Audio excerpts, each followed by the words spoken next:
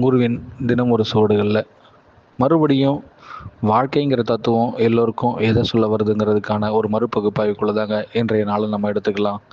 இன்றைய நாளில் வாழ்க்கைங்கிறது வால் ப்ளஸ் கைன்னு தான் எல்லோருக்கும் நம்ம பாடம் எடுத்துக்கிட்டு இருக்குங்க.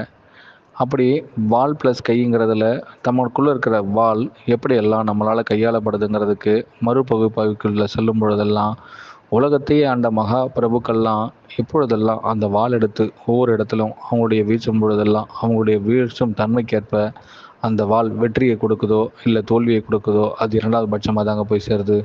அங்கே அவங்க கையாளும் பொழுதெல்லாம் அவங்களுக்கு கிடைக்கிற அனுபவம் தான் அந்த வாள் ப்ளஸ் கையின்ற அந்த வாளை அவங்களால் கையாளும் பொழுது ஏற்படுகின்ற ஆகமும் அவங்கக்கிட்ட ஞானமாக வெளிப்படுதுங்க.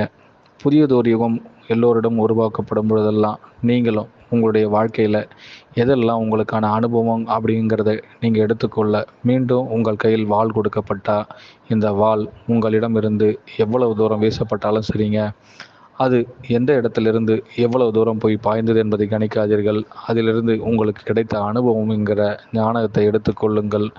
நீங்கள் அப்பொழுதே அதற்கான உத்வேக ஞானத்தை அடையலாங்க.